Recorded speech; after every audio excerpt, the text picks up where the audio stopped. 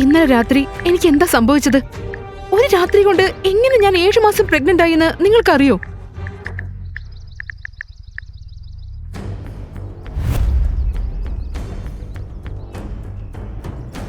എനിക്കെല്ലാം അറിയാം. ഇന്നലെ ഞാൻ നിന്നോട് പറഞ്ഞതല്ല. നീ റെഡിയാണെങ്കിൽ എന്നെ വിളിക്കേ. ശാന്തമായി ചിന്തിക്കേ. തീരുമാനം നിന്റേതാ. നിനക്ക് നേരിട്ട എല്ലാ അനീതിക്കും ഞാൻ പ്രതികാരം ചെയ്യും. നിനക്ക് നിന്റെ അവകാശം നേടിത്തരാം. നിന്റെ സ്വന്തം മിസ്റ്റർ ഷാഡോ. ഈ മിസ്റ്റർ ഷാഡോ ആരാണ്? ഇന്നലെ സംഭവിച്ചതൊന്നും എന്താ എനിക്ക് ഓർമ്മയില്ലാത്തത്?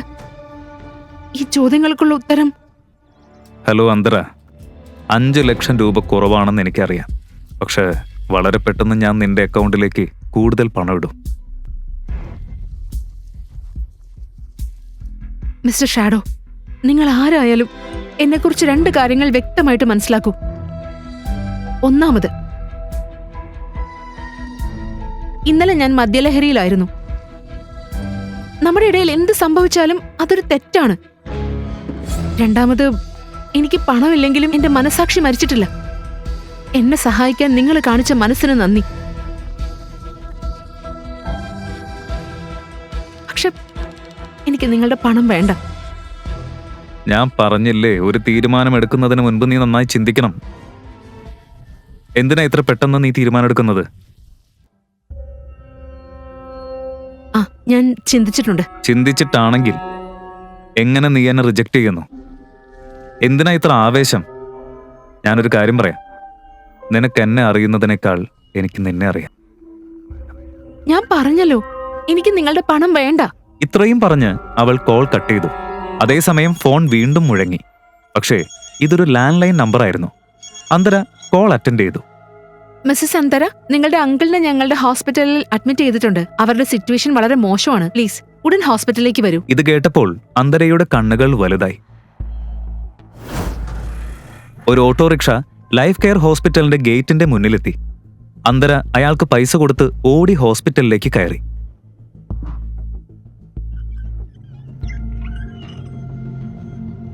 Excuse me sister, Mukund Bansal എന്റെ അങ്കിളാണ്. അദ്ദേഹത്തിന് എന്താ സംഭവിച്ചത്? അവര് രാവിലെ ചെക്കപ്പിന് വന്നതായിരുന്നു. അതിനിടെ ഒരു കോള് വന്നു. അതിനുശേഷം പെട്ടെന്ന് ബ്ലഡ് പ്രഷർ കുറഞ്ഞു. ഇപ്പൊ ICUല. ഡോക്ടർ പരിശോധിക്കുക. ഇത് കേട്ടപ്പോൾ അന്തരയ്ക്ക് ഭയം തോന്നി. മുകുന്ദ് ബൻസൽ ഗായത്രിയുടെ അച്ഛനും അന്തരയുടെ അമ്മയുടെ ആങ്ങളെയുമായിരുന്നു. അയാൾക്ക് ഇതിനു മുമ്പും ഹാർട്ട് അറ്റാക്ക് ഉണ്ടായിട്ടുണ്ട്. കുട്ടിക്കാലത്ത് അവൾക്ക് അമ്മയുടെയും അച്ഛന്റെയും സ്നേഹം കൊടുത്തത് അയാളായിരുന്നു. അന്തരയുടെ കണ്ണുകളിൽ കണ്ണീർ നിറഞ്ഞു. അപ്പോഴേക്കും ICU ഡോക്ടർ പുറത്തേക്ക് വന്നു. ഡോക്ടർ, ഞാൻ അന്തര. മുകുന്ദ് ബൻസാൽ എന്റെ അങ്കിളാണ്. അദ്ദേഹത്തിന് കുഴപ്പമൊന്നുമില്ലല്ലോ? നോക്ക്, അദ്ദേഹത്തിന്റെ കണ്ടീഷൻ ക്രിട്ടിക്കലാ. ഉടൻ ഓപ്പറേഷൻ ചെയ്യണം. ഇനി കാത്തിരിക്കാൻ പറ്റില്ല നമുക്ക്. വേഗം 3 ലക്ഷം രൂപ ഡെപ്പോസിറ്റേ. എന്നാൽ മാത്രമേ ഓപ്പറേഷൻ തുടങ്ങാൻ സാധിക്കൂ. ഡോക്ടർ, നിങ്ങൾ ഓപ്പറേഷൻ തുടങ്ങൂ. ഞാൻ പണം അറേഞ്ച് ചെയ്യാം. സോറി അന്തര, അഡ്വാൻസ് ഇല്ലാതെ ഓപ്പറേഷൻ തുടങ്ങാൻ പറ്റില്ല. അത് ഹോസ്പിറ്റൽ പോളിസിക്ക് എതിരാ. അവളുടെ കയ്യിൽ അത്രയും പണമില്ലായിരുന്നു. അതുകൊണ്ട് സ്വന്തം ആത്മാഭിമാനം പോലും മറന്ന് അവൾ രുദ്രയുടെ നമ്പർ ഡയൽ ചെയ്തു. ഹലോ രുദ്ര. എന്താ കാര്യം? ഇന്ന് രാവിലെ നീ എന്റെ കോള് കട്ട് ചെയ്തപ്പോ ഇനി ഒരിക്കലും നീ എന്നോട് സംസാരിക്കില്ലെന്നാ ഞാൻ കരുതിയേ. ഓ, മനസ്സിലായി. ഇപ്പൊ എന്നെക്കാൾ കൂടുതൽ ഈ ഡിവോഴ്സിന് തിടുക്കം നിനക്കാണെന്ന് തോന്നുന്നു. രുദ്രയുടെ പരിഹാസങ്ങൾ അവഗണിച്ച് അന്തര പറഞ്ഞു. രുദ്ര, എനിക്ക് 3 ലക്ഷം രൂപ തരാമോ? നിന്റെ ആർത്തിക്ക് ഒരു പരിധിയില്ലല്ലോ. ഇന്നലെ ഞാൻ നിനക്കൊരു ചെക്ക് തന്നു. ഇന്ന് വീണ്ടും നീ പണം ചോദിക്കാം. ഇന്നലെ നീ പണത്തിന് വേണ്ടി എന്നെ വിവാഹം കഴിച്ചെന്ന് ഞാൻ പറഞ്ഞപ്പോ നീ വലിയ സതി സാവിത്രിയായിട്ട് അഭിനയിക്കായിരുന്നല്ലോ. അത് മുഴുവൻ നാടകമായിരുന്നല്ലേ? രുദ്ര, പ്ലീസ് മനസ്സിലാക്ക്. ഞാൻ നിന്നോട് അപേക്ഷിക്കുക. ഇപ്രാവശ്യം എന്നെ ഒന്ന് സഹായിക്ക്.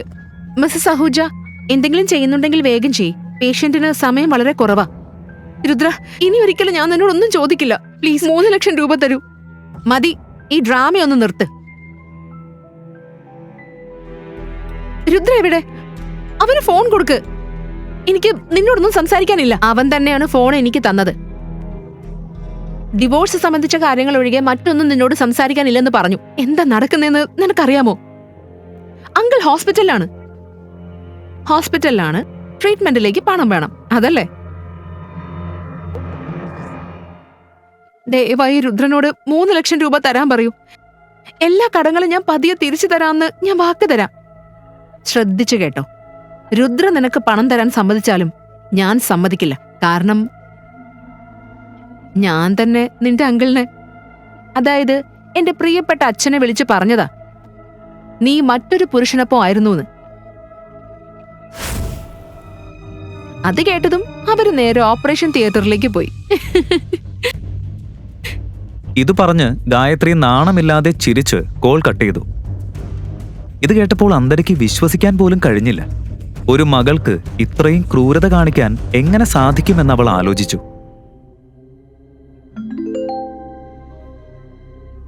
അതേസമയം അവളുടെ ശ്രദ്ധ ഒരു കാർഡിലേക്ക് പോയി. അതിലെഴുതിയിരുന്നത് മിസ്റ്റർ ഷാഡോ.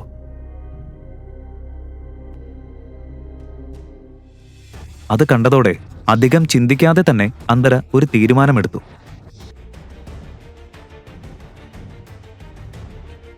അവൾ മിസ്റ്റർ ഷാഡോയുടെ ഡെബിറ്റ് കാർഡ് പേഴ്സിൽ നിന്നെടുത്തു. പേയ്മെന്റ് ചെയ്ത് അങ്കിളിന്റെ സർജറി ഉടൻ തുടങ്ങാൻ നഴ്സിനെ അറിയിച്ചു.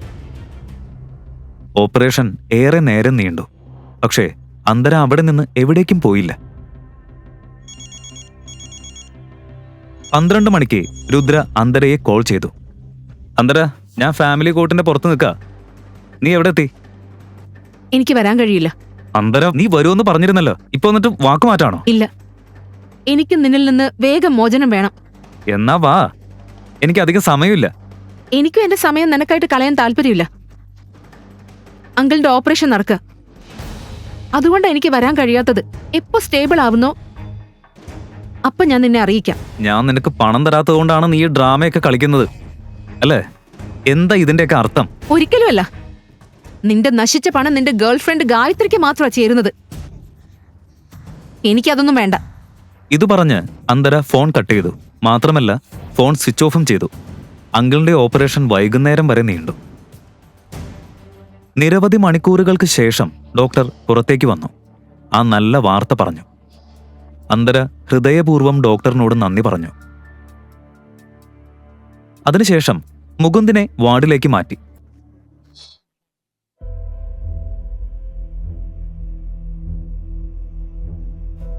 അങ്കിൾ, ബോധം വന്നതും അവൻ മുന്നിൽ അന്തരയെ കണ്ടു.